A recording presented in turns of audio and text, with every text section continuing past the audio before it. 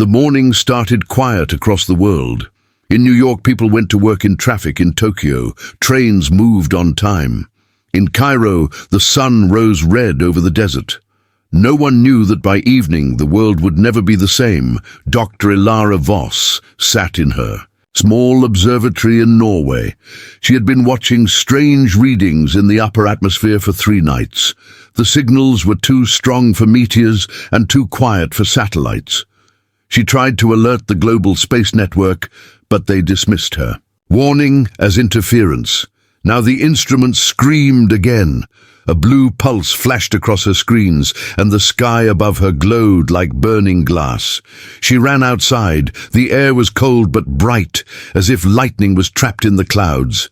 Then the clouds opened, not like rain or storm, but like a wound in the sky itself. A huge ring of fire formed high above, and something stepped through it. A ship larger than any city floated in silence. It was black and silver and shaped like a blade. More ships. It followed hundreds, thousands.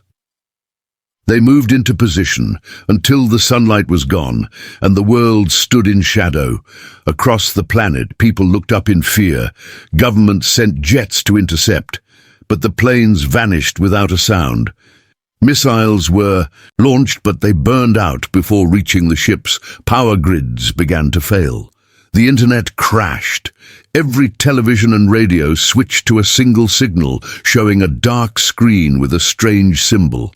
3 circles joined by a single line.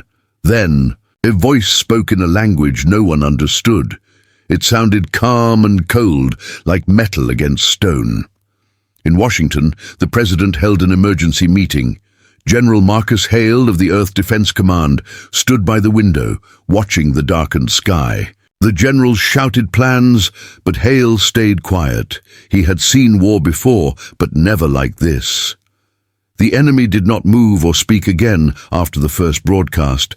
They simply watched, floating above cities like silent predators. In a small village in India, people prayed in temples. In Moscow, soldiers stood ready, though they had nothing to shoot at. In Sydney, crowds gathered on beaches to see the glowing ships hovering far above the ocean. Children cried. Parents whispered promises they did not believe. The world was waiting for something terrible. Then came the second sign. The ships released smaller spheres that fell slowly through the air. They were not bombs. They stopped above the ground and began scanning everything: buildings, people, animals. Every movement and every breath recorded in lines of light. When a man in Paris threw a stone at one of the spheres, it turned red and vaporized him instantly. The rest of the crowd screamed and ran. The message was clear: do not fight. Dr. Voss recorded everything from her observatory. She compared the signal pattern with ancient data collected from deep space probes. Her eyes widened when she found a match. The same energy had been detected years ago from a destroyed colony world far beyond human. The reports had been classified, but she remembered the name whispered in research circles. The Varrak Dominion stories told by old space traders said the Varrak had destroyed dozens of civilizations across the galaxy. They never took prisoners. They never communicated. They came, they scanned, they erased. The fact that they were now over Earth meant one thing: humanity had been discovered. That night, cities across the globe went dark. The moon reflected against the silent armada hanging over. The planet's soldiers guarded bunkers while scientists worked without rest. People around the world watched the sky through broken television screens. Everyone asked the same question: why had they not attacked yet in an underground control center? General Hale looked at the map, showing the alien fleet. He spoke to his officers in a steady voice. He said they were not going to surrender. Humanity had survived plagues and wars and disasters. They would survive this too. He ordered all nations to unite under one command. No more borders, no more politics, only survival. Above him, one of the alien ships slowly shifted its position. Its shadow moved across the Atlantic Ocean like an eclipse. Satellites captured the movement and transmitted. it worldwide. Dr. Voss studied the pattern and realized it was not random. The ships were forming a circle around the planet, as if preparing for something far greater than invasion. The last sound that night came from the global radio network, a low, repeating tone that pulsed every second like a heartbeat. It was the same rhythm found in the Varrak transmission, the same tone that had been heard just before other worlds were wiped out. Dr. Voss looked up at the glowing sky through her telescope. Her hands trembled as she whispered to herself, the invasion had begun, but not with fire. It began with silence, the kind of silence that comes before the storm, and somewhere far across the galaxy, other civilizations watched the broadcast of Earth. They saw the Varrak fleet, and they felt the same fear they once knew, because they all remembered what happened to worlds that faced the Dominion. None had survived, but this time something was different. This was Earth.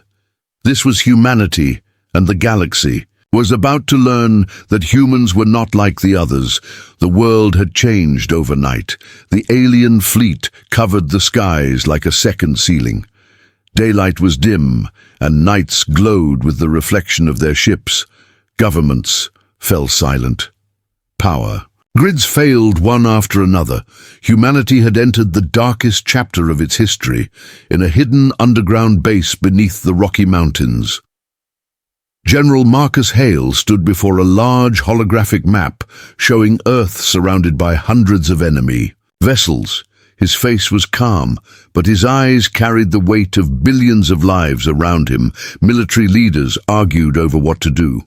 Some wanted peace, talks, others demanded to strike back. Hale raised his hand and ended the noise. He said, "The enemy had not spoken since the first broadcast. They were not here to talk. They were here to conquer." Dr. Elara Voss was brought into the command room. Her voice was tired but sharp as she explained the data she had collected. She said the invaders were called the Varrak Dominion, and they had erased entire civilizations. They studied their targets first, then attacked without warning. Hale listened carefully and asked one question: why had they not attacked?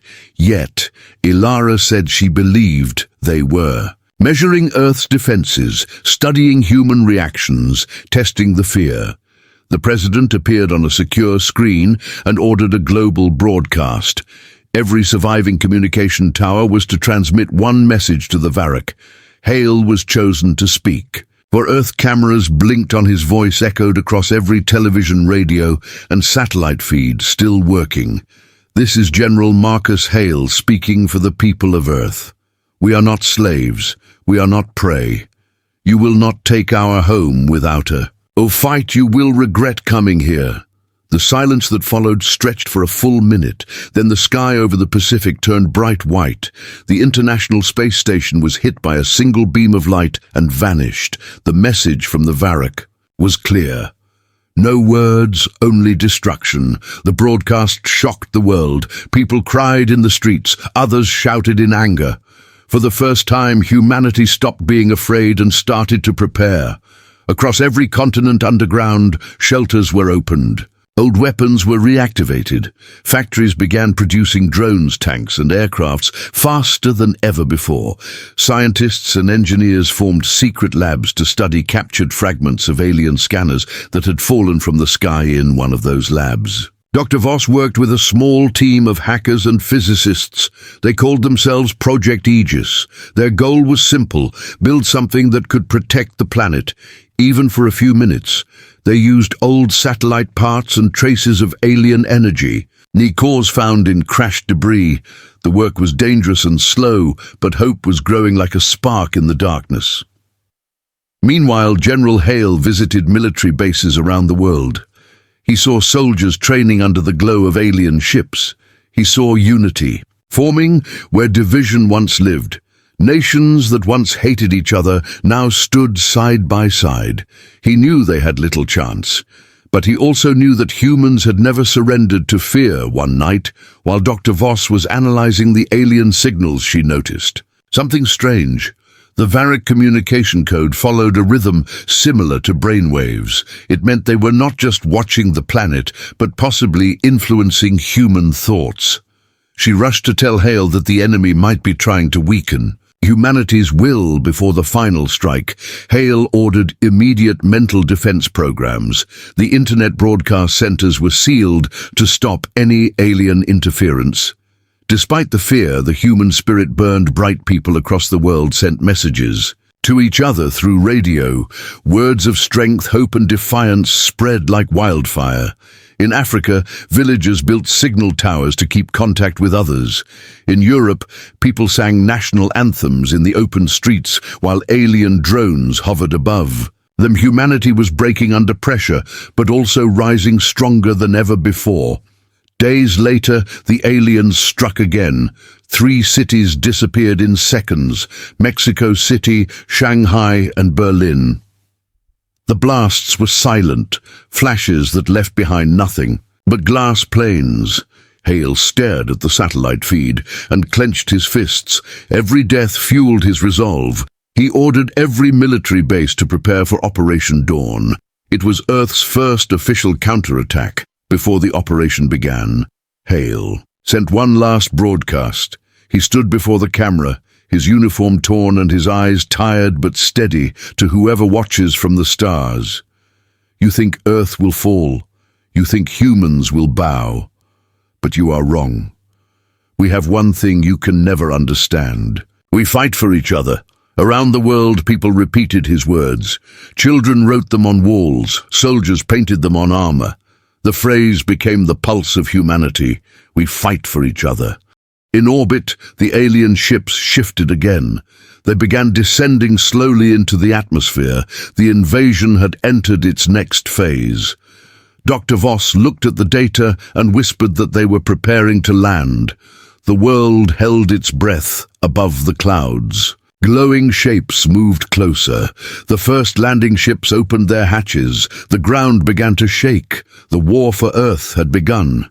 And somewhere in the shadows of a dark alien command ship, a Varrak commander watched human broadcasts with silent interest. He turned to his second in command and spoke in his cold, mechanical voice.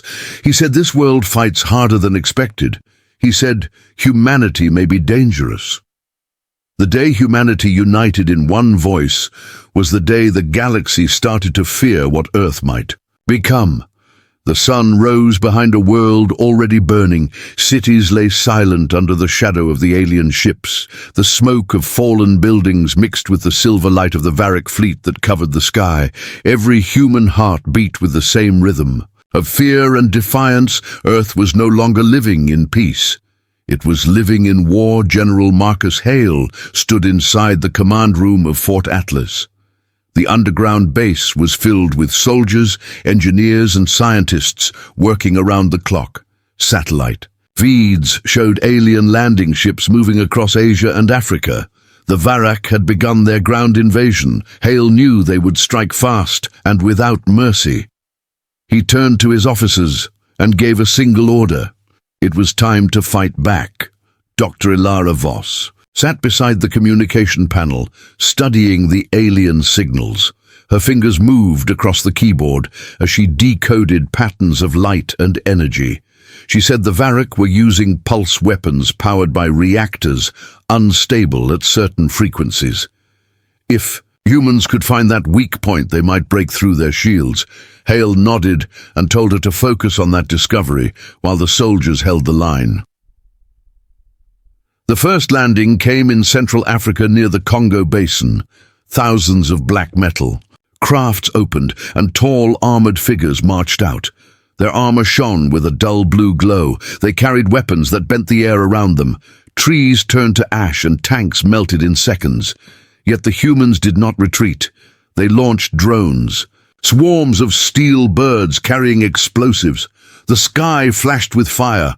The ground shook as soldiers charged through the smoke. They shouted for Earth. They shouted for home. In Asia, another battle began near the Himalayas. The Varrak tried to capture mountain bases, but human resistance was fierce. Guerrilla fighters attacked their supply lines and ambushed patrols. The aliens were strong, but not used to such unpredictable tactics. Every valley became a trap. Every hill became a defense point. Humanity was learning how to fight them. Dr. Voss sent new data to Hale. She had found a repeating pulse in the alien energy pattern that matched a certain sound frequency. She said if they synchronized human weapons to that pulse, the alien shields might weaken Hale. Ordered the engineers to test it immediately. They modified old railguns and drone cannons to fire with that frequency. The experiment was risky, but they had no other choice. At dawn the next day, the second wave of battle began. The human forces activated the modified weapons and fired at an alien cruiser hovering above the Indian Ocean. For the first time, the blue shield around the ship flickered, then it broke. The ship exploded in the sky, raining fire into the sea. The soldiers cheered across the world. People watched the explosion through secret networks and felt hope for the first time since the invasion began. But the victory was short. The aliens responded with brutal force. They released massive war machines that walked like giants through the cities. Their steps crushed buildings. Their beams carved holes through concrete. Hale ordered airstrikes, but the machines were protected by energy armor too strong for standard missiles. Then one young pilot, named Aria Cruz, guided her damaged jet directly into the core of a walker. The explosion destroyed both the machine and herself. The sacrifice inspired others to fight harder. Her name spread as a symbol of courage. Meanwhile, in Norway, Dr. Voss continued her research deep inside the mountains. During a stormy night, she received a transmission from one of her field teams. They had captured a small alien scout ship mostly intact. The message was weak but clear. The ship had crashed in Siberia. She immediately contacted General Hale and asked for extraction to reach it. He agreed and sent a special team, led by Captain Reed, to recover the ship before the aliens could destroy it. The mission to Siberia was dangerous. The sky was filled with enemy drones, and the ground was frozen and silent. Captain Reed's team moved under the cover of snow, using old vehicles and portable jammers. When they reached the crash site, they found the ship half buried in ice, glowing faintly with blue light. Inside, they found strange metal walls covered in symbols. In the center was a crystal device, pulsing like a heart. They brought it back to the base, carefully unaware of what it really contained. When Dr. Voss examined the device, she noticed something shocking. The crystal was reacting to human touch. It pulsed faster when near living skin. She ran a full scan and gasped at the result. Hidden inside the structure was a sequence of genetic code. The code matched human DNA. It was a message. She called Hale and told him the discovery. She said someone or something had left a message inside alien technology, written in the same code as humanity itself. Hale did not understand how that was possible. Dr. Voss said it meant humans were connected to something much older than the Varrak. The message was short but clear. It said, "They will come for you. Do not surrender. You are the key." Hale listened in silence. He looked at the world map, covered in red marks of destroyed cities, and whispered that maybe humanity had been chosen for this fight long ago. He told Dr. Voss to continue decoding the message. If the Varrak feared humans enough to invade, maybe there was a reason hidden deep in their blood. That night the alien fleet moved again. New waves of ships descended toward Europe and South America. The war was spreading across the entire planet. But now, humanity was no longer fighting only for survival. They were fighting for purpose in the darkness of space. The Varrak commander watched human resistance grow stronger. He ordered a full planetary strike, but deep inside his synthetic mind there was doubt. No world had ever lasted this long against the Dominion. No world had ever struck back, and on Earth, as the fires of war burned across the continents, a quiet belief began to rise among the survivors. Maybe this invasion was not the end of humanity. Maybe it was the beginning of something far greater. The night was cold and silent in the northern base where Dr. Elara Voss worked. The walls shook from distant explosions as alien ships continued to strike cities around the world. Her eyes were fixed on the glowing crystal recovered from the alien scout ship.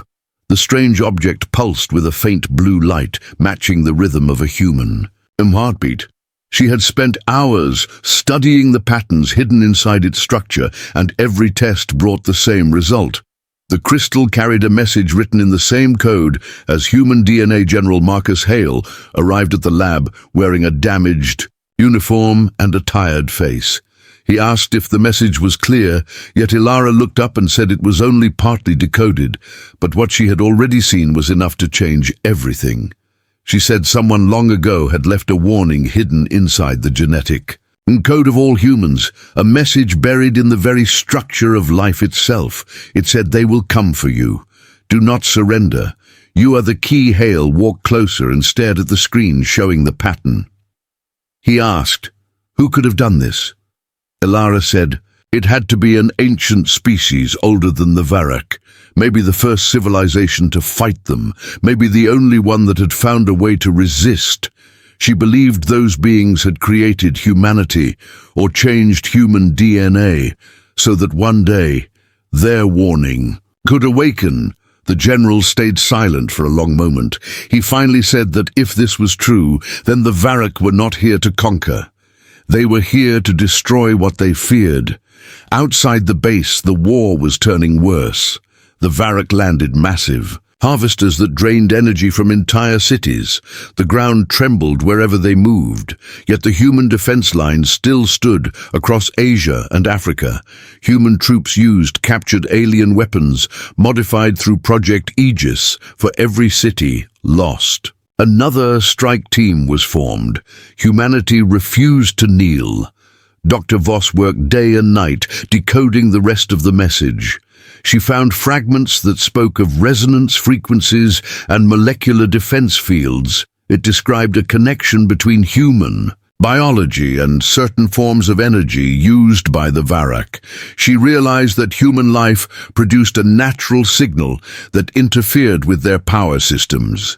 The closer the Varrak came to human populations, the more unstable their weapons became. Humanity itself was a threat to their existence. She reported this discovery to Hale. He gathered his command team and said that humans did not need to invent a miracle weapon because they already were one. Their very presence weakened the invaders. It was the reason the Varrak had chosen to destroy Earth quickly before the truth spread. Meanwhile, in orbit, the Varrak commander studied new data from his scouts. His sensors showed energy fluctuations near large human cities.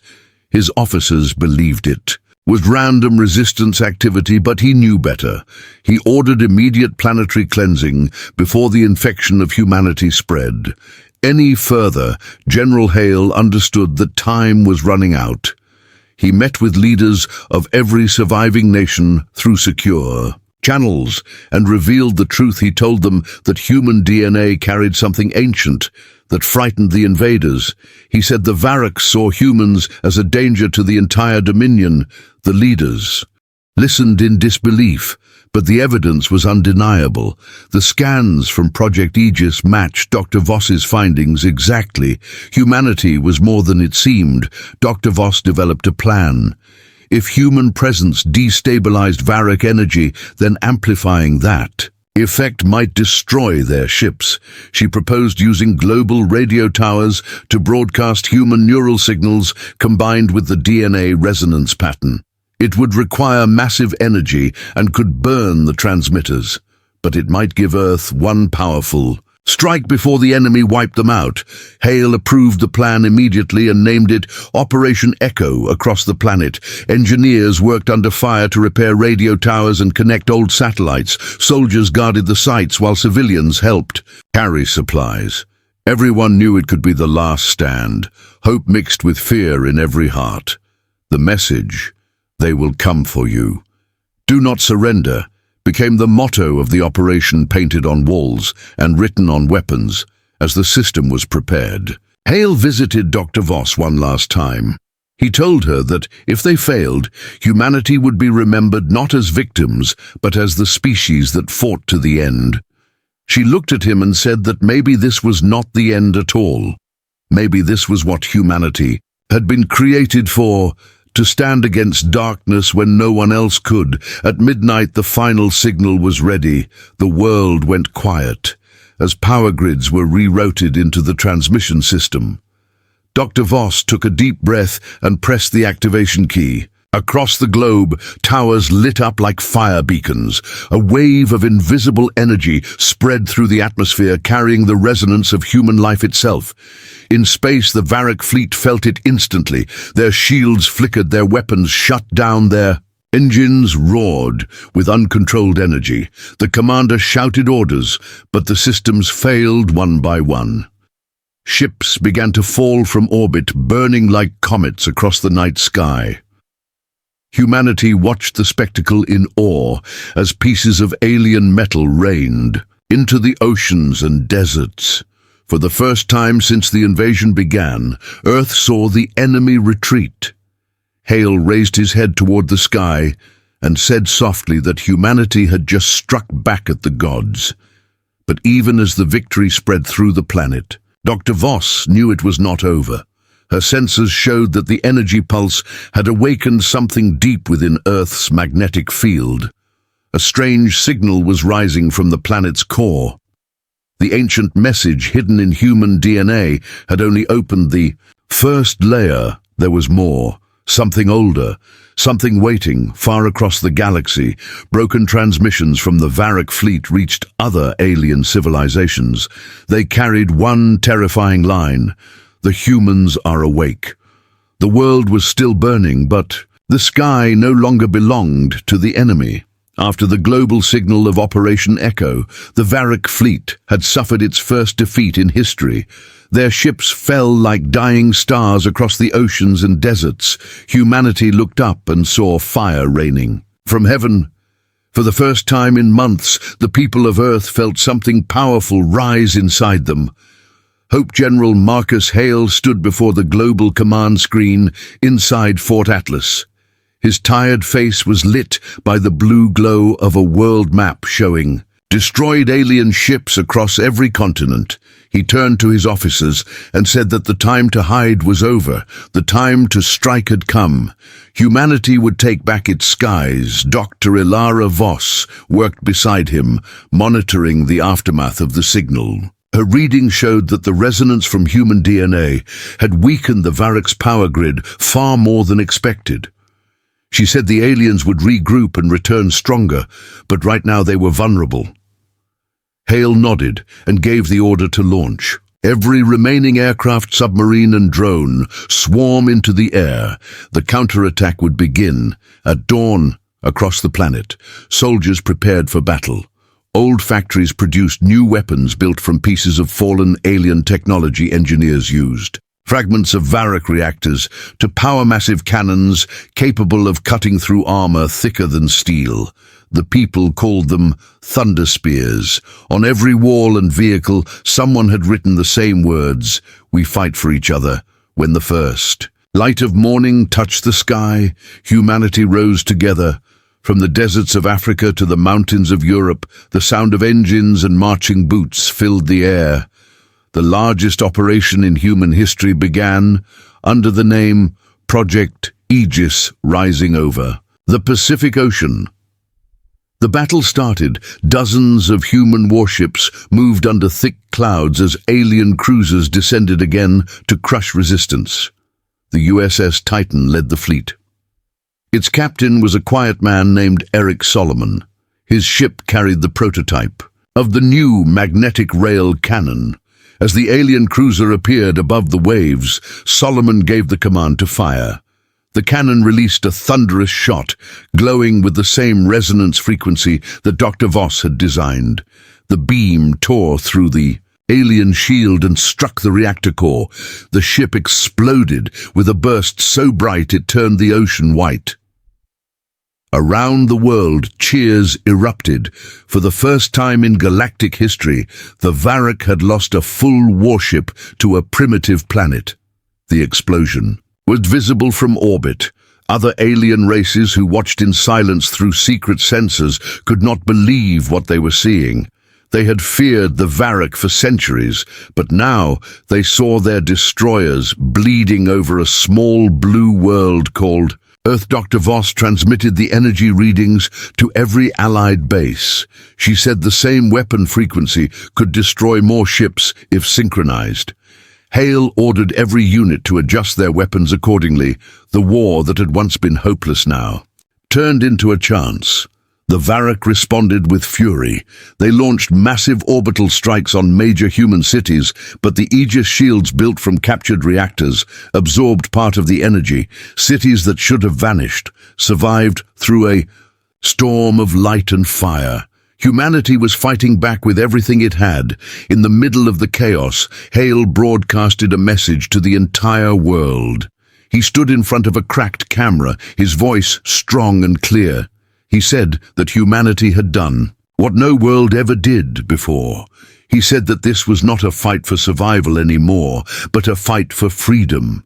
His words echoed through bunkers, battlefields, and refugee camps. Even those without weapons found strength just by hearing him. Days turned into weeks. The war spread across the sky. Human fighters chased alien drones through clouds, and lightning soldiers battled Varrak troops in ruined cities. For every human who fell, another rose to take their place. The spirit of the planet was alive. Again, in the science labs deep below Norway, Dr. Voss worked on another discovery. The signal she had released earlier was still pulsing inside Earth's core. It was changing something in the planet's magnetic field. She believed the ancient creators of humanity had left more than a message. They had left a key hidden inside the Earth itself. She could not yet understand its full meaning, but she knew it was reacting to the war above. In orbit, small groups of alien ships began to retreat from Earth's atmosphere. Their commanders could not explain the growing instability in their systems. Reports spread through the Dominion fleet that contact with the human world caused their reactors to decay. Fear began to infect the machines themselves. They had never known defeat until now. General Hale saw this moment and ordered the creation of a new symbol, a single flag for all humanity. It showed the blue circle of Earth surrounded by 7 stars representing the 7 continents. The flag was raised on every surviving base and broadcasted through the skies by drones. The message was simple and clear: Earth united. As the weeks passed, humanity pushed the enemy farther back. Entire cities were liberated from alien control. Soldiers marched through streets waving the new flag, while survivors came out from hiding to cheer. The human spirit that once seemed broken now burned brighter than ever. But victory carried a price. Millions had died, and resources were running low. The skies were filled with debris and radiation from destroyed ships. Dr. Voss warned that the planet itself was reaching its limit. The next stage of war would not stay on Earth for long. The battle would move to space late one night. She showed Hale the data proving that a massive Varrak fleet was gathering beyond the moon. It was their full armada preparing for one final assault. Hale looked at the numbers and said calmly that it was time for humanity to step beyond its cradle.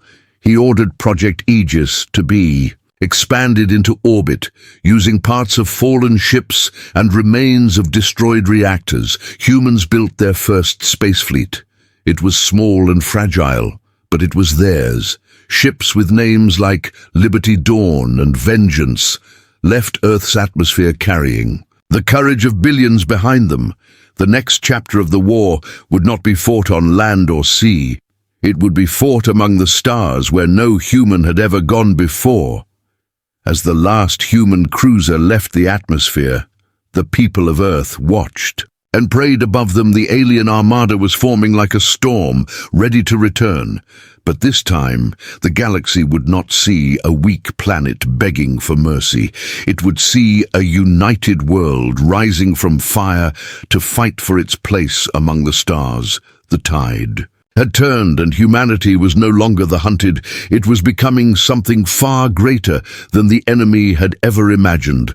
The stars looked peaceful from a distance, but behind their calm light, war was waiting. The human fleet moved slowly through the darkness above the moon. Their ships were rough and uneven, built from the bones of fallen alien craft, yet inside them burned a spirit stronger than any machine. It was the spirit of survival and revenge. General Marcus Hale watched from the command bridge of the flagship Liberty below him. Earth glowed blue and white, a wounded world that refused to die.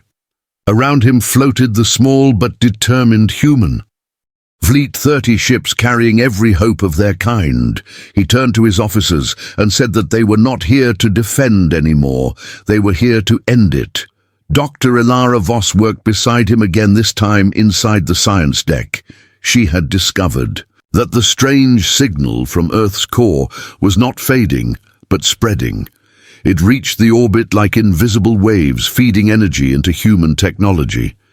She believed that this signal was guiding them, giving them power that the aliens could not understand. She called it the voice of the Makers. Far beyond the moon, the darkness moved. The Varrak Armada appeared like a storm. Hundreds of warships formed a metal sea across the stars. Their leader, Commander Varian, stood inside the largest ship, the Obsidian Maw. His face was hidden by a mask of steel, and his voice carried across the fleet.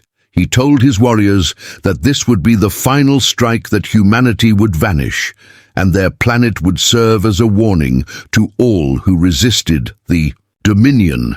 The first battle began near lunar orbit. The Varrak ships launched energy spears that cut through empty space, while the human fleet scattered behind the shadow of the moon.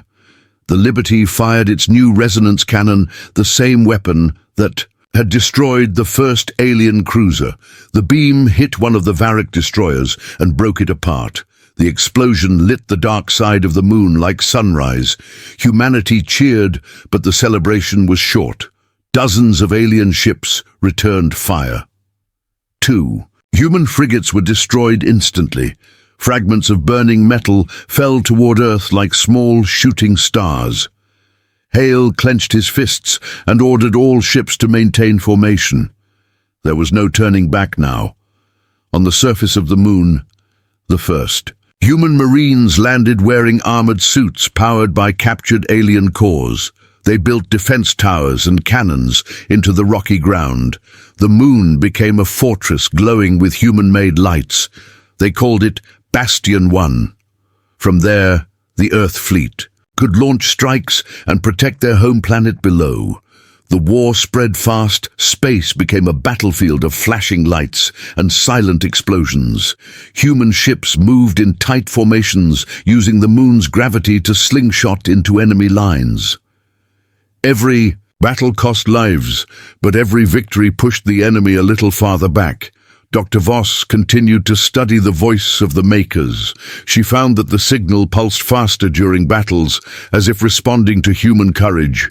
She believed the Ancient Ones, who created humanity, were not gone, but watching, guiding their children to rise when the darkness came. She shared this with Hale, and he simply said that whatever it was, he would trust it. After weeks of fighting, the Varrak Armada began to weaken. Their power cores became unstable, their shields flickered, their weapons misfired. They did not understand how humans were resisting their technology. Commander Varian grew desperate. He ordered his ship, the Obsidian Maw, to move directly toward Earth, carrying a doomsday reactor large enough to burn half the planet. When the Liberty's sensors detected the move, Hale gathered all remaining ships for one last strike. He said that if Earth burned, there would be nothing left worth winning. His voice went through every ship. Every pilot and soldier listened as he spoke calmly that humanity would not run. Humanity would not kneel. Humanity would stand. The battle for Earth's orbit began. The obsidian maw released a storm of plasma that turned the stars into fire. Human ships dodged through the chaos, firing resonance beams from every angle. The Liberty took the lead, heading straight toward the massive alien ship. Inside the bridge, Hale stood tall while alarms screamed around him. He ordered, "All power to weapons and shields." They charged forward like a blade, cutting through the night. At the same time, Dr. Voss activated the final part of her plan. She had linked the resonance cannon to the global energy grid, still connected to Earth's core signal. She warned Hale that the power might destroy the ship, but it could stop the alien reactor. He looked at her through the hollow screen and simply said, "Do it." The Liberty's cannon glowed brighter than ever before. The ship began to shake. Under the force, outside enemy fire tore through its armor, but still it kept going. Finally, the beam fired. It was pure light and sound, the kind of energy that seemed alive. It hit the obsidian maw directly at its core. For a moment there was silence. In space, then the alien ship burst apart into a wave of light so powerful that it reached the surface of the moon and lit up the Earth below. When the light faded, both ships were gone. Only drifting pieces of metal floated where they once stood. Every human voice on the comm fell silent. Then slowly cheers began to rise across the channels. The enemy fleet was breaking apart, retreating into deep space. Commander Varian's final message before vanishing into the void was filled with disbelief. He said that no primitive race should have been able to do this. Back on Earth, people looked up at the sky and saw hundreds of bright streaks as alien ships fell burning into the atmosphere. Humanity had survived the greatest war in its history, but they had also lost their leader. Dr. Voss looked out from the Bastion 1 station, watching the wreckage drift among the stars. She whispered that humanity had become what it was meant to be, not just survivors, but a force that could stand among the stars. As she turned to the communication screen, a faint signal appeared from deep space. It carried a voice filled with static. It was Hale's voice saying that he was still here, somewhere beyond the light, and that the war was not yet over. Because something else had awakened in the void. Something older than the Varrak, watching humanity rise with new interest. Silence returned to space after the great battle, but it was not the silence of peace. It was the silence before something worse. The wreckage of the Varrak Armada floated across the black sky, glowing faintly in the light of the sun. Among the broken ships drifted pieces of the Liberty, humanity's greatest victory and greatest loss on Bastion 1, the moon base. People worked day and night to collect survivors. Dr. Elara Voss watched the screens in silence. The readings showed strange patterns moving through space near the wreck of the obsidian maw. The energy was not Varrak technology, and not from Earth. Either it was something deeper, older, and stronger. She knew at once that it was connected to the mysterious voice of the Makers. General Hale's last transmission still echoed in her memory. He had said he was still alive, somewhere beyond the light. She had replayed that message 100 times, but every time it faded before she could trace it, she believed he was not dead, but trapped somewhere humans had never reached before. Meanwhile on Earth, humanity began to rebuild. Cities rose again, powered by captured alien reactors. The world united under one flag, the blue circle of Earth surrounded by 7 stars. Humanity was no longer divided by nations.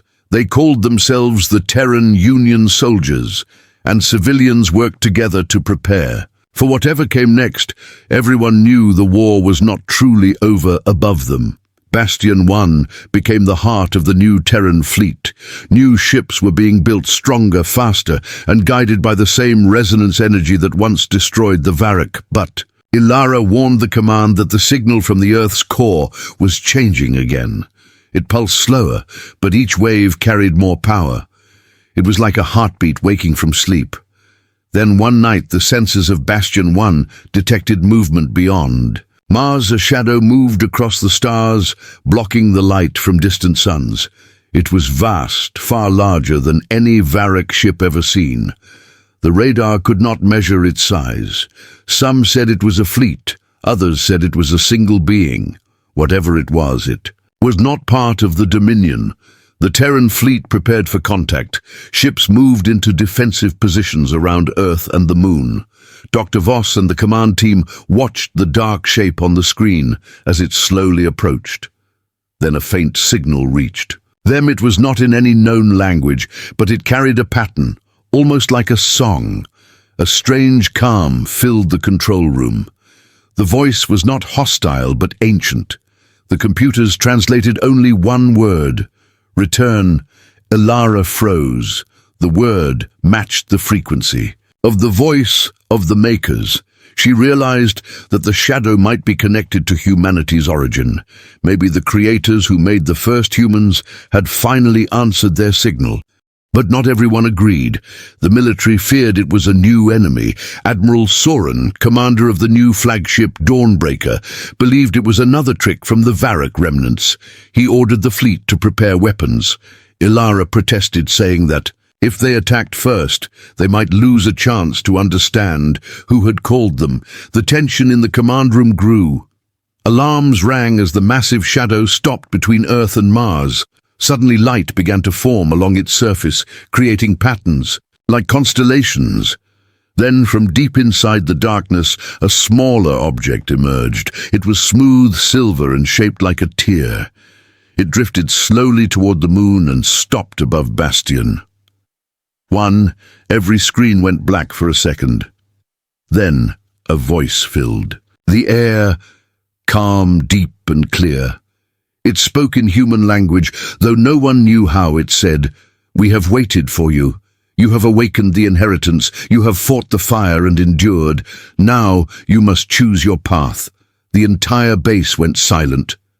Elara stepped forward and asked who was speaking. The voice replied, "We are the architects. We made you to stand when all others fall. The Varrak were once like you, but they forgot the balance and turned against the light. Now the darkness they served is incoming again, and only you can stop it." The message ended as the silver craft released a beam of light that struck the moon's surface. When the light faded, it left behind a structure that looked like a gate. Huge rings of energy floating above the surface, humming softly. Dr. Voss scanned it and found that the material was older than the solar system itself. Earth's leaders gathered and argued for days. Some believed it was a trap, others believed it was destiny. In the end, the Terran Council decided to investigate. They called the mission Horizon Reach. A fleet of 5 ships would enter the gate and discover what waited beyond. Dr. Voss was chosen to lead the scientific team. Admiral Soren commanded the fleet. Before leaving, she stood on the deck of the Dawnbreaker, looking down at Earth. The world looked peaceful for the first time in years. Children played under clear skies again. People rebuilt cities with pride and hope. She whispered that this peace was worth any risk as the countdown began. The gate started to spin. Rings of light opened like a tunnel into the unknown. The ships slowly entered one by one, disappearing into a storm of colors. When the Dawnbreaker crossed the threshold, the crew saw stars they had never seen before. A galaxy glowing with strange lights and endless darkness beyond. And in that darkness something waited. A shape larger than worlds, turning slowly as if watching them arrive. Dr. Voss felt the voice again whisper through her mind. It said, "Welcome home." She realized then that humanity had stepped beyond its world, not to conquer but to understand. But what they had awakened was older and greater than war itself. And far behind them, near the ruins of the Liberty, a faint signal blinked once again. The voice of General Hale whispered through static, saying,